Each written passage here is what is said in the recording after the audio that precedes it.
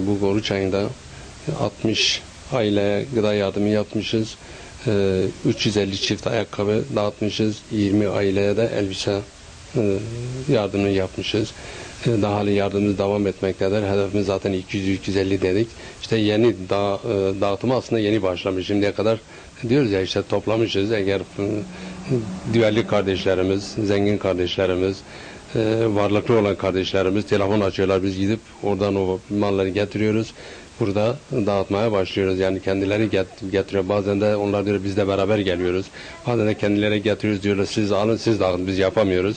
Biz de o kardeşlerimize yardımcı oluyoruz. Şu anda telefonlar bazı yerlerden şehir dışından bazı yerler telefon gelip biz nasıl yardım edebiliyoruz, nasıl yardımcı olabiliyoruz.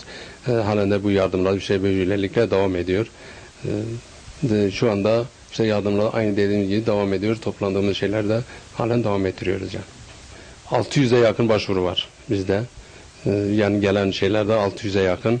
Tabii biz isteriz ki bu insanlara her zaman bu yardımı kavuşturmamız. İşte biz de elimizden geldiği kadar yardım etmeye çalışıyoruz. İşte düelli kardeşlerimiz, varlıklı abilerimiz eğer yardımcı olurlarsa tabii ki bu hepsine ulaştırmaya çalışıyoruz. İnşallah işte biz hedefimiz de oydu.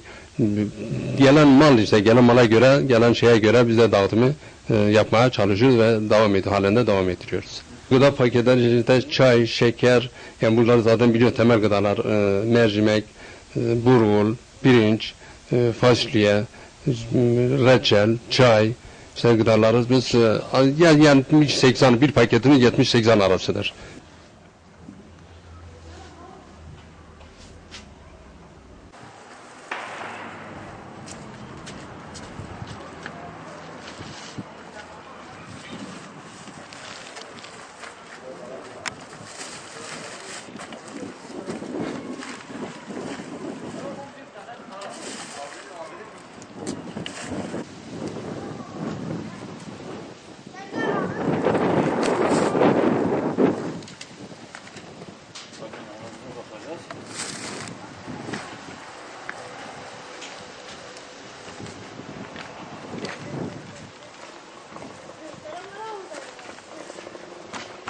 Kocam astım hastası veremiyor çalışa.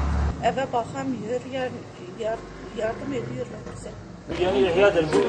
Bu aileye sadece daha yeni veriyoruz. Bundan sonra da devam ederiz. Allah razı olsun. Allah Allah bizi de sizden de kabul razı etsin. olsun. Sağ olasınız. Abi hayırlı Ramazanlar.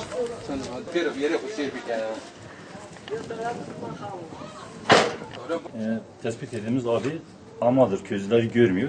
İnşallah bundan sonra yeni ihya der olarak yardımımız devam etmektedir.